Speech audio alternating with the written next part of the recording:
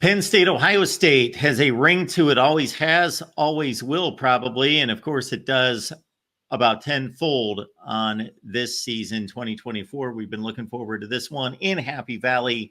The Nittany Lions are undefeated. We got Marty Leap here from Penn State Rivals. Get on over there, check out Marty's work, Penn State Rivals. Marty, we talk football with you all year, but there's only a few of these, and this actually may be the one on the Penn State calendar most years that's kind of takes preeminence over everything else. First and foremost, I think a big part of it is, as a program in the Big Ten, Ohio State is who you yearn to be, right? You want to be the best. You want to be atop the conference. You want to win the conference. And even with what Michigan's done the last 3 years, now that Jim Harbaugh has moved on to the NFL, I think it's safe to say that, Ohio State once again has asserted itself as that top program in the Big Ten. I mean, Oregon may challenge that in time, but Ohio State is who you want to be if you're a Big Ten program. And then you factor in the fact that Penn State has only beaten Ohio State once in the now 9 years James Franklin's been here.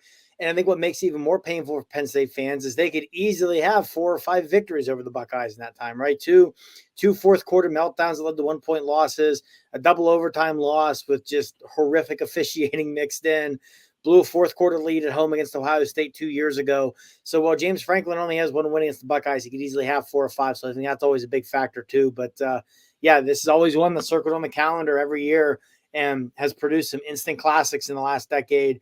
And, you look ahead to Saturday, it's kind of crazy to say, but I didn't even believe this at first. I had to double check. It's the first top 5 matchup at Beaver Stadium but since 1999, which is wild. This is a huge game. It's going to have the eyes of the college football world on it. If history is any indication what's to come, probably going to be one of the games of the year in the Big Ten, if not nationally, and definitely going to have big ramifications on both the Big Ten title race and the college football playoff. I'm guessing 1999 would have been against Michigan. It was against Arizona. Season. I do remember that game, but I would have never come up with that. 48-7, something like that. They just absolutely waxed them. Yes. So, that was the last time 2 top 5 teams played at Beaver Stadium. So to me, I read that the other day. I'm like, this can't be right. I'm like looking at past schedules. I figured between Ohio State and Michigan, at least once, both of them had to be in the top 5 since then. But sure enough, they have not been.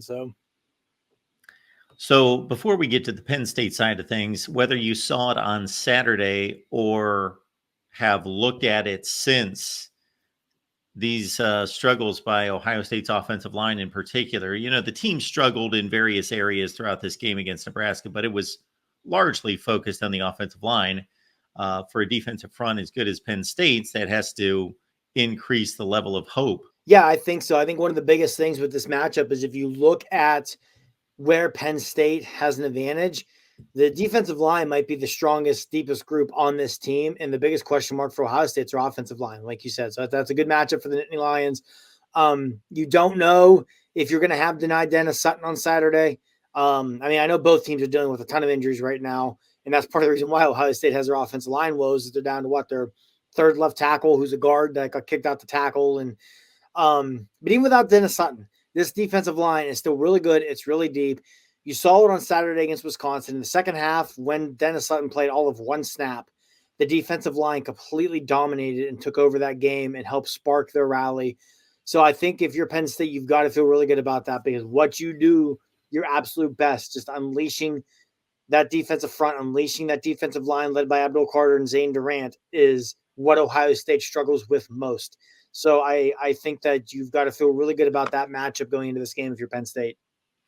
Yeah, you're facing arguably the most talented group of playmakers in the country, but if they can't block, then it changes play calling for Chip Kelly. It inhibits their ability to get guys downfield because they just don't have the time. It completely, again, changes the whole map. And Nebraska is a decent defense, but they're not in Penn State's league by any measurement. And so, there's an intriguing matchup right there with Penn State's defense, of course, playing so well against Ohio State's front. And then, the playmakers. But if Ohio State's able to reasonably block up front, I know that you've had some questions about and concerns about Penn State's linebackers. When you look at the back seven, What are your overall thoughts against Ohio State's weapons? Yeah, I think it's a concern. This is by far the best group of receivers they've faced all year. And we saw them struggle at times against USC. Now, a lot of the struggles against USC were guys being over aggressive, over pursuing, and Lincoln Riley, to his credit, taking advantage of that with play calling. So I'm sure that's something they're going to address this week. But yeah, that's a concern. I mean, late in the game on Saturday, AJ Harris, your top corner, left. Now it looked like, it was 28-13, like 2 minutes left. To look like he took a knee down low, and it was one of those, hey, you know what, just go ahead and set the rest of this one out. We've got it in the bag, but not for certain. Obviously, as we've discussed before, you don't have KJ Winston. So there's some concerns there. And at linebacker, Tony Rojas, who you expected to be your best linebacker coming into the year, has flashed some really good things this year, but is essentially playing with one shoulder right now. And, a linebacker, that's hard to do. I mean, credit to the kid for playing through it and still playing at a good level, but he hasn't been at that super high level I think you expected, but I think it's because of the injury. So I do think that's an area Ohio State could look to exploit. I'm sure that's an area Ryan Day is going to look to exploit, but it goes back to our conversation. You can have Jeremiah Smith or Emeka Buka running around wide open. If Will Howard doesn't have time to throw the ball, it doesn't matter. So I think if you're Penn State, and knowing what Tom Allen likes to do, and knowing, just even back to his days in Indiana, the kind of defenses he would run, I'm guessing he's going to trust his guys in that back end to hold up in coverage long enough to where his front four can get home, especially in a game where I think going in, he's going to view that as a big advantage for them. But I do think, if you're Penn State and you look at how this game plays out, I think if Ohio State wins, I think you probably look at 2 or 3 big chunk plays they hit in the passing game that are probably keys to that. I think that's something Ohio State's going to have to win this game. Largely because, too, I don't think they're going to be able to run the ball with success against Penn State. I mean, like you said, no knocking Nebraska's defense. That's a good defense, top half of the Big Ten defense, but they're not as good as Penn State. So Penn State, you're talking probably a top 10 to 15 group nationally. And Ohio State only averaged 2.2 yards per carry against Nebraska. So I don't see them being able to run on Penn State that well. And I think that's where Howard and your receivers are going to have to step up and make a play for you if you're Ohio State. And that 2.7 yards per carry between Quinshon Judkins and Travion Henderson, really, not that they can't play better, but they might be the best backfield in the country. Mm-hmm. It was not them. They do just fine when they get the blocks. That was just one of those games where, usually the offensive line pops up every so often for the average viewer watching the ball, but it was just like that guy, wow, he's getting thrown in Will Howard's lap every play or into a back's lap as well, trying to run the football. So, yeah, boy, it's going to be interesting to see that matchup, because if Penn State dominates that matchup, then my goodness, and it has the potential to go that way.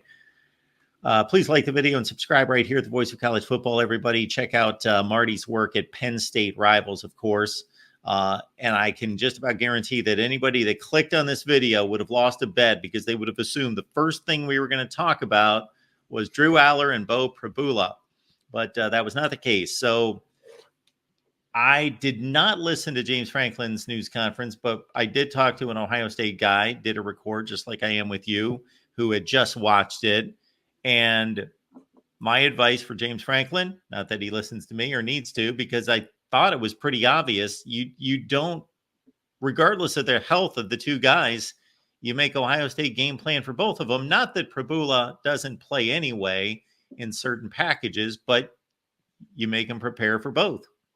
Yeah, absolutely. And I'm assuming that's what we're going to do, right? I'm assuming that's what James is going to look to do, because he was very non-committal. He said that, it's going to come right up to game time before they make their decision on who's going to start a quarterback. And, they may know right now. I'm sure there's a good shot they do know right now whether or not Drew Aller is going to be able to play. And I'm sure nobody else is going to know until the first time Penn State's offense trots out on the field on Saturday. And like you said, we're probably going to see both regardless, because you've already seen plenty of Bo Prabula this year in the packages that they've had some success with. You look at the highlight touchdown Tyler Warren had against USC where he lined up at center. That was a Bo Prabula package, because that's who he snapped the ball to.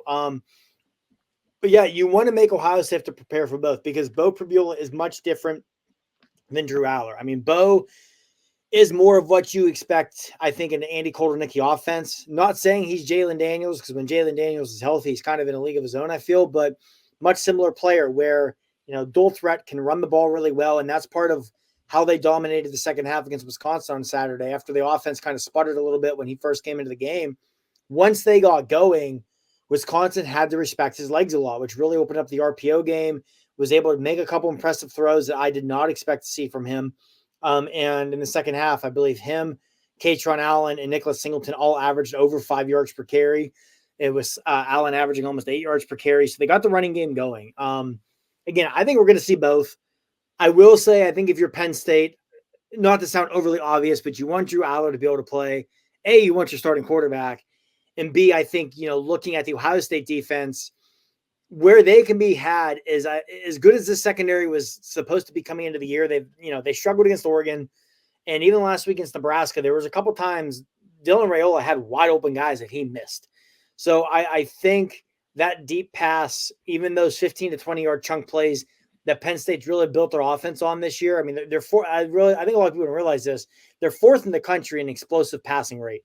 And it hasn't been the deep bombs. It's just they're consistently getting 15, 20, 25 yards. So I think that's where Ohio State can be susceptible. And not a knock on Bo Prabula, but you and I've talked about it a bunch the last few years. There's a few quarterbacks in the country with the pure arm talent and strength that Drew Aller has. So you want him out there to try and take advantage of that. But I mean, you watched Saturday against Wisconsin. It didn't look terrible when he got hurt. He seemed to be moving fine on the sidelines. So I'm assuming he's going to give it a go, especially being a kid from Ohio. The kind of season he's having, you have a hard time seeing him coming back to college for a fourth year. So he knows this is probably his last shot to beat the Buckeyes.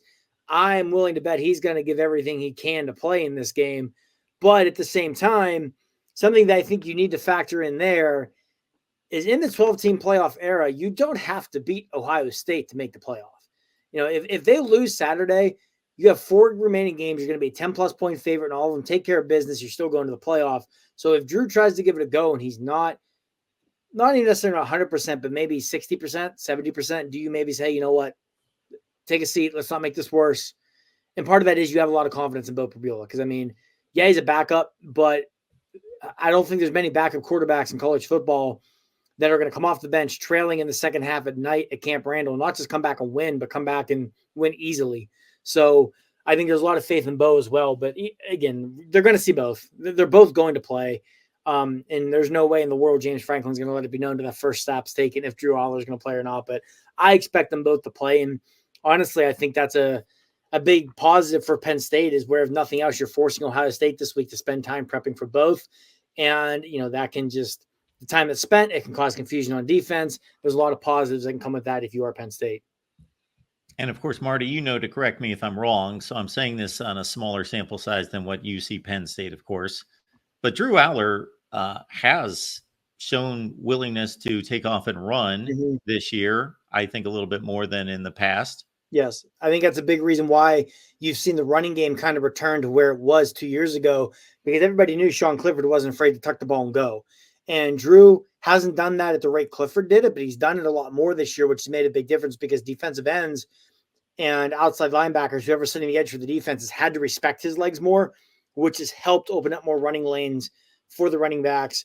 And even more than that, one of the things that's made Drew so good this year, the USC game being a great example of this, is his improved mobility in the pocket, moving around, not locking onto guys, going through his progressions, using his feet to keep the play alive.